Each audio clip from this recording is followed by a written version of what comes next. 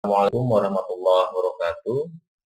Selamat beraktivitas para mahasiswa yang mengambil mata kuliah ini tentang pemecahan masalah matematika.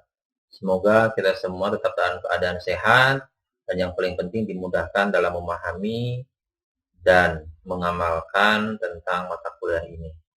Marilah kita awali pembelajaran kita kali ini dengan membacakan basmalah bersama-sama. Bismillahirrahmanirrahim. Allahumma inni as'aluka ilman nafi'an wa rizqan thayyiban wa amalan mutaqabbalan. Rabbi shrah sadri wa yassir amri wahlul 'uqdatam min lisani yafqahu qawli. Para mahasiswa yang sedang mempelajari tentang pemecahan masalah matematika ini, perlu diketahui oleh para mahasiswa kita sudah memasuki kepada pertemuan ke-6. Dan pertemuan 6 ini dengan judul strategi pemecahan masalah matematika. Jadi, sampai nanti ke pertemuan ke-14, bahasanya sama, yaitu tentang strategi pemecahan masalah matematika. Kalau dari pertemuan 1 sampai 5 itu menurut teori, kalau sekarang mempraktekkan atau mulai menghitung ke dalam soal-soal pemecahan masalah. Karena pemecahan masalah ini adalah proses berpikir yang tingkat tinggi, maka diperlukan konsentrasi, diperlukan yang namanya pengetahuan, diperlukan sikap, psikomotor yang lebih dari biasa-biasanya. Baik, kita akan masuk ke dalam materi ini, yaitu tentang strategi pemecahan masalah matematika di bagian pertama, yaitu tentang terka dan uji kembali. Yang kedua tentang menyederhanakan masalah. Dan yang terakhir adalah latihan-latihan.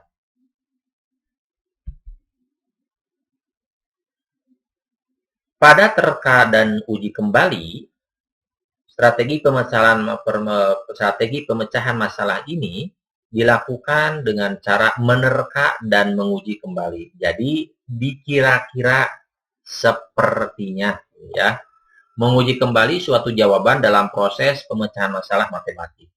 Untuk menggunakan strategi ini, kalian, khususnya di sini para siswa, kita, guru, ataupun siapapun itu yang menghadapi masalah ini, harus mengerti dulu soalnya. Kemudian, kalian harus mencatat syarat-syarat yang diketahui dan harus dipenuhi dari soal tersebut.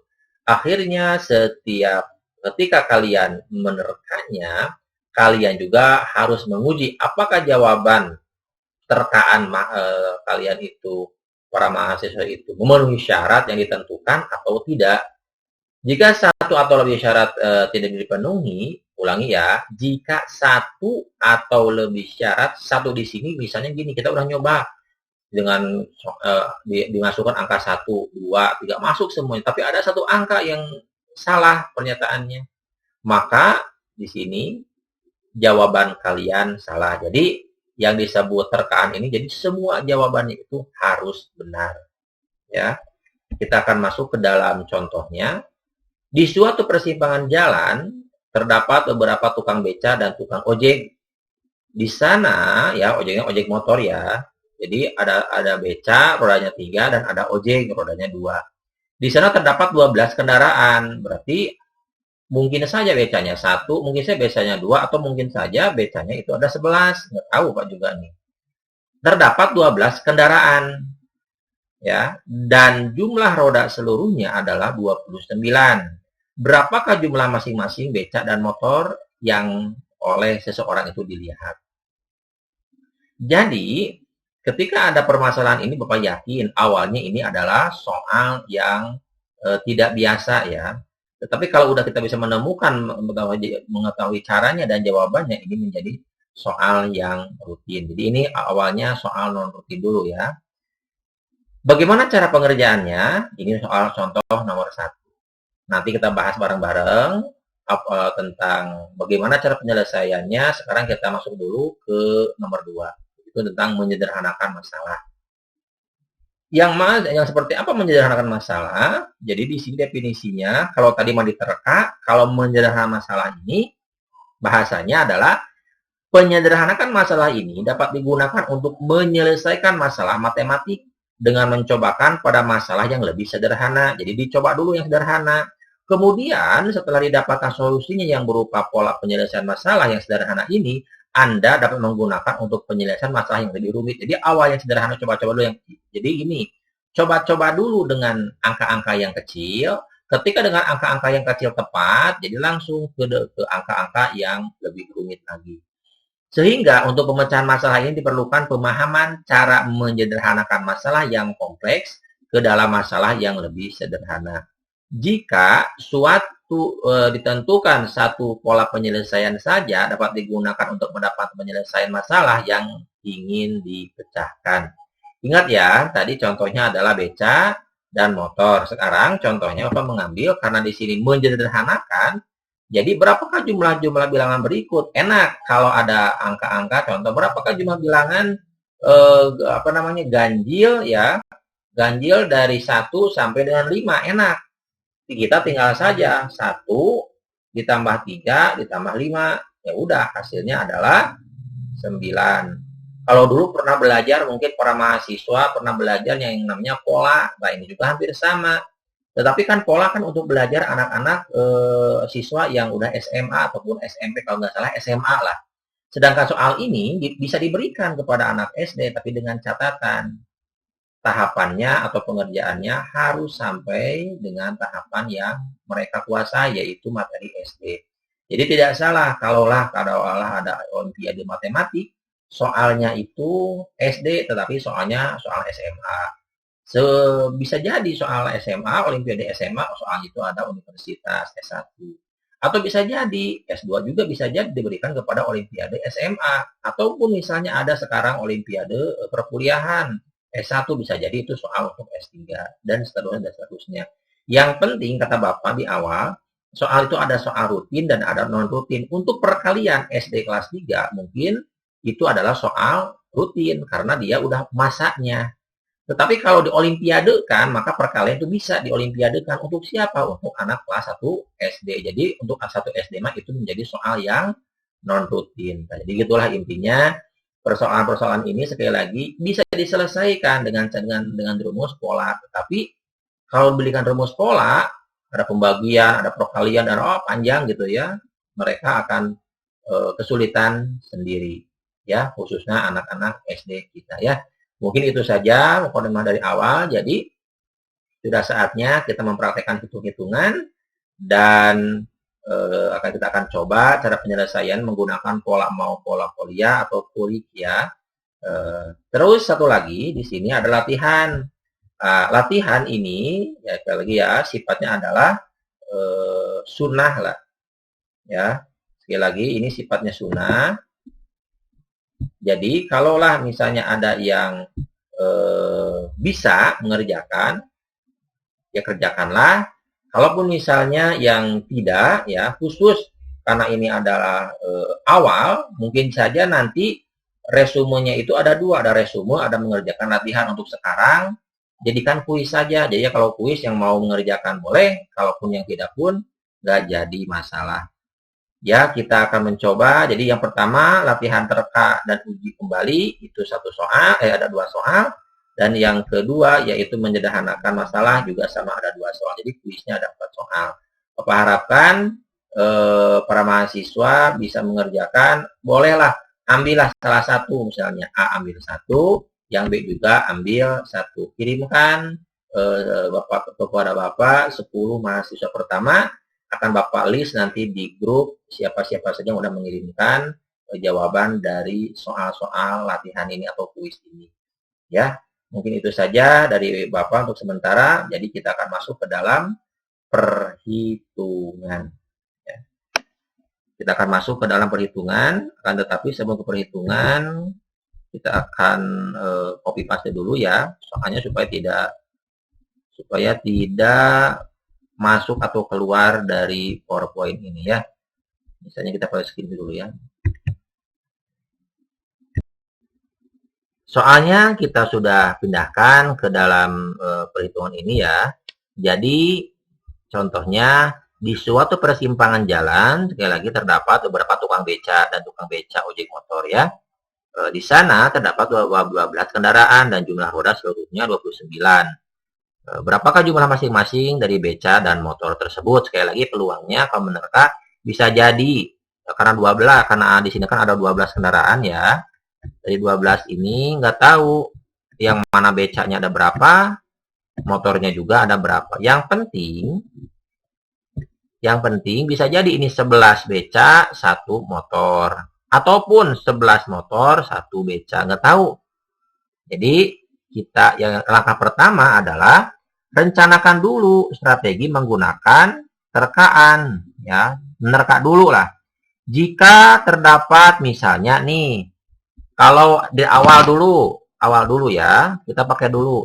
Seandainya 11 beca, ini anggap beca ya, beca ini motor. Kalau 11 beca 1 motor, maka 11 ini dikali 3, berarti 33. Motornya 2. Berarti nilainya adalah 32 tambah 2, 33 tambah 2 berarti 35. Ini kebanyakan. Kita balik lagi. Oke. Yang kedua, kalau seandainya becanya 1, motornya ada 11. Berarti ini 3 ya. Ini ada 22. Berapa jumlahnya? Ini adalah 25. Oke, sekali lagi. Kita berangkatnya kalau 11 beca, 1 motor, hasilnya 35. 1 beca, 11 motor, hasilnya adalah 25. Sedangkan angka yang dibutuhkan berapa? 29. Berarti 29 itu adanya di tengah-tengah. Adanya di sini. Oke. Berarti gimana tuh? Kita cari dulu 6 beca, 6 motor. Itu menerka. Jadi cara menerka itu seperti itu. Sama itu juga pemecahan masalah. Sama itu juga menggunakan tingkat tinggi. Tetapi merencanakannya juga diterka dulu. Gitulah. 6. Misalnya 6 kali 3 sama dengan 18. 6 kali 2 sama dengan, karena motor ya, sama dengan 12. Ingat, ulangi lagi nih. Takutnya nggak ada yang ngeh ya. Ini 3, ini 2. Karena beca itu 3, ininya 2. Jadi, ulangi lagi. 11 beca kali 3, 3. 1 beca kali 3, jadi 3 di sininya. 6 beca dikali 3 jadi 18. Jadi kalau ada yang 18 dari mana? Karena 6 beca dikali rodanya. Sekarang 18 tambah 12. Berapa hasilnya? Hasilnya itu adalah 30. Ingat, ini mendekati nih. Berarti bisa jadi pilihannya 2 sekarang. Opsinya 2. Apa tuh opsinya? Bisa jadi 5 beca 7 motor ya, atau 7 beca 5 motor. Karena di sini udah mendekati angka 29. Oke, berarti kita udah sekarang berarti tinggal sekarang udah mengerucut. Mengerucut ke mana? Ke 2 pilihan. Jadi sekali lagi pilihannya bisa jadi 5 beca ya, 5 beca 7 motor atau 7 beca 2 motor, 5 motor. Nah, yakin bakal ada isinya berapa? 29. Kenapa? Karena angka 30 ini udah mendekati angka yang mau 29. Kita coba dulu. Nah, ini menerka-nerka caranya. 5 karena beca itu 3, ingat ya. 3 ya, berarti di sini adalah 15. Berarti kalau 7 berapa, Pak? 7 kali 3 berarti 21. 15 ini 21. Oke. Nah, sekarang bagaimana kalau misalnya ini motor? Motor kan 2 ya. Berarti 7 kali 2 berarti berapa? 14. Berapa 5 ini? Berarti 5 kali berapa? Kali 2 berarti 10. tinggal cek saja berapa hasilnya. Yang atas adalah 29, sedangkan yang bawah adalah 31. Tuh kan ya.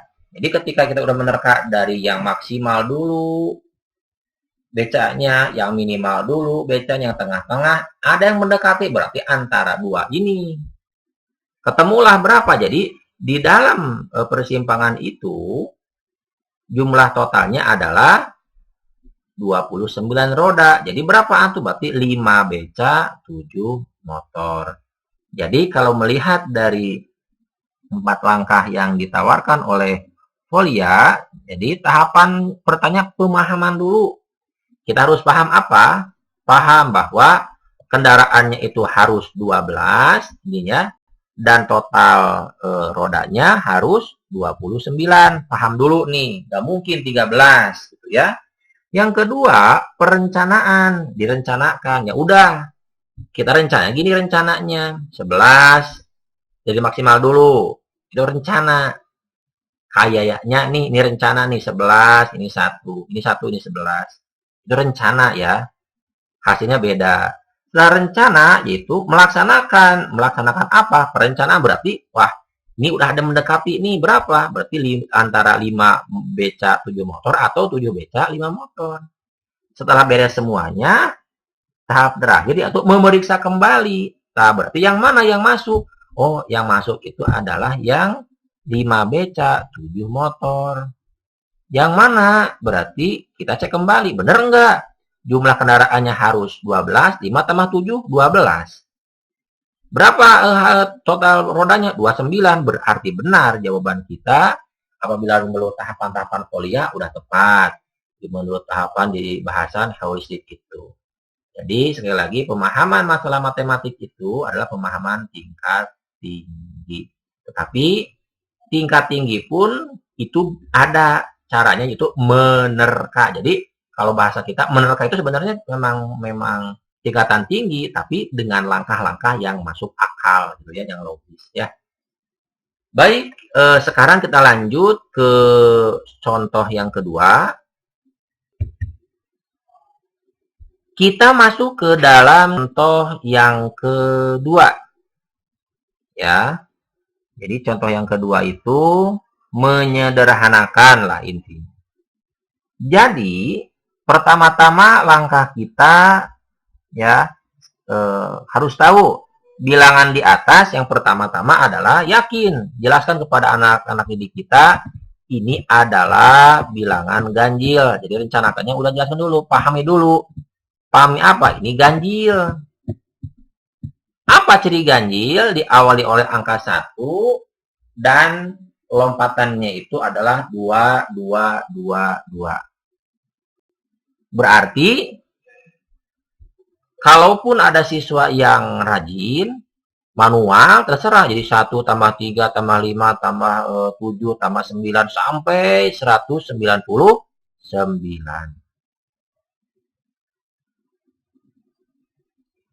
Setelah para siswa kita tahu, sekali lagi, kita sebagai guru pernah dulu belajar yang namanya pola. Sebenarnya dipakai SN, UN, dan lain-lain ya, rumus-rumus tentang pola itu udah selesai, sebenarnya gampang.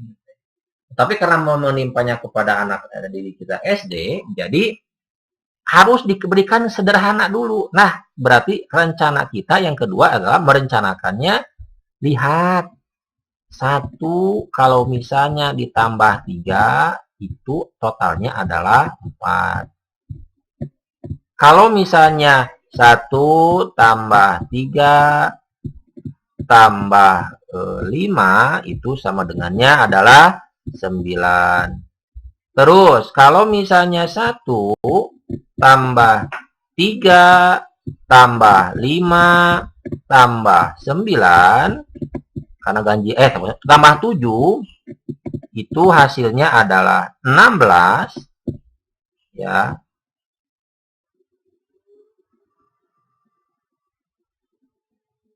Terus ada lagi 1 tambah 3 tambah 5 tambah 7 tambah 9, maka hasilnya adalah 25.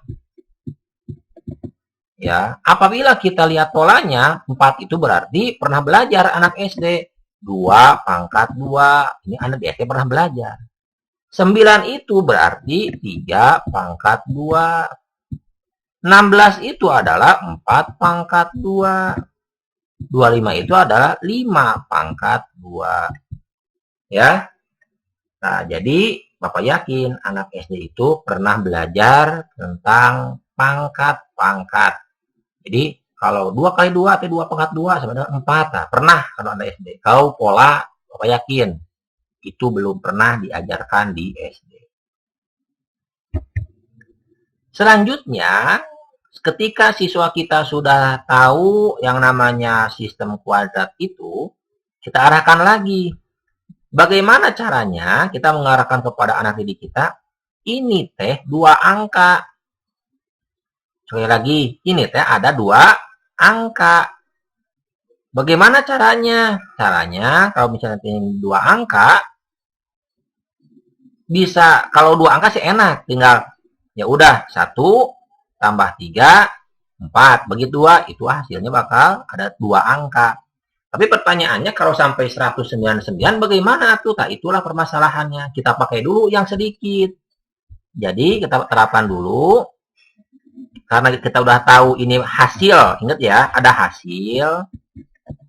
Di sini teh ada yang namanya pola, banyak pola atau banyak angka lah.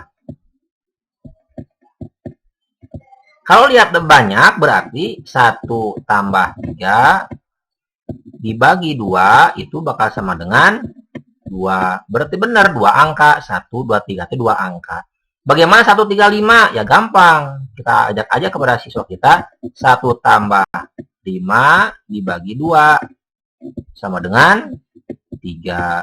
Karena 5 tambah 1, 6, 6 bagi 2, 3. Benar 3 angka? Iya, benar. Bagaimana kalau yang 4 caranya? Ya udah, 1 tambah 7 ya dibagi 2. Berapa angkanya? 4. Tuh, jadi ada hasil, ada banyak. Nah, apabila kita sudah tahu ya, berarti kalau di sini ada angka 1, dia tetap masuk ya. Tinggal ditambahkan aja angka berapa? Angka 199. Jelas? Nah, berarti gimana atuh? Berarti kita tinggal mengalihkan saja. 1 ditambah 199 dibagi 2. Maka hasilnya adalah 100. Jadi banyaknya angka atau bilangan ini, deret ini bakal ada 100 angka. Sehingga apabila kita lihat dari pola ini, kalau ini 4 misalnya ya, 4 kuadrat. Kalau ini 3 kuadrat. Oh, ini 2. Berarti kalau ini 100, gampang. Berapa tuh? Jawabannya adalah 100 kuadrat. Berapa harga 100 kuadrat? Hasilnya adalah bakal nolnya ada 4. Berapa? 10.000. Nah, itulah jawaban dari permasalahan ini. Ini jadi sekali lagi tidak menggunakan sistem SN-SN-an seperti pola waktu SMA, tetapi langkah pertama, sekali lagi kita ulangi dengan gaya polia ya, adalah memahami dulu ya. Pahami pertama ini bilangan ganjil. Yang kedua, angkanya itu bakal deretnya ada berapa angka. Gitu ya, pasti bakal panjang. Nah, kita pahami lagi, lalu udah dipahami, coba dulu. Walaupun memang benar di sini ada sistem terkaan, tetapi di sini bukan terkaan yang lebih menonjolnya, tetapi namanya adalah meminimkan ya. Sudah 1 tambah 3, 4, 1 tambah 3 tambah 5, 9, sampai dengan 25, artinya bilangan-bilangan ini adalah bilangan kuadrat hasilnya. Nah, setelah ini didapatkan, baru pertanyaan muncul. Kalau 2 mah enak, 1 tambah 3, 4 beres. Kalau 3 enak, 1 tambah 3 tambah 5. Tapi bagaimana caranya kalau ujung-ujungnya adalah 199? Ya, berarti di sinilah ada aspek melaksanakan. Yang mana? Inilah tahap pelaksanaannya, yaitu pas membedakan ada hasil, ada banyak. Jadi bedakan dulu, memang berangkat dari hasil. Ketika hasil udah ketemu, baru bagaimana caranya angka-angka ini kita ketahuan. Ketahuannya apa? Banyaknya ada berapa bilangan. Apabila kita lihat polanya, ujung dengan ujung ditambah dibagi 2, itu bakal 2 angka. Ujung dengan ujung tambah bagi 2, itu ada 3 angka. Kayak ini dengan kelima, jadi 1 tambah 9 berapa? 10. 10 dibagi 5. 10 dibagi 5, ulangi lagi. 1 tambah 9 adalah 10. 10 dibagi 2 adalah 5. Kalau 5 kuadrat, ya udah hasilnya bakal 25. Kalau seandainya ada soal lagi nih, contoh ya, 1 tambah 3 tambah 5 tambah titik-titik, misalnya nih, tambah 11. Kita bakal tahu ini tes sebenarnya bakal bisa diselesaikan dengan cara ini aja, 1 ya tambah 11 dibagi 2. Berapa ini? 12 dibagi 2 adalah 6. Berarti 6 ini adalah apa? Adalah hasilnya. Tinggal pakai apa? Pakai kuadrat. Berapa? Hasilnya adalah 36. Kita coba dulu, benar nggak 36? Ya pakai kalkulator saja.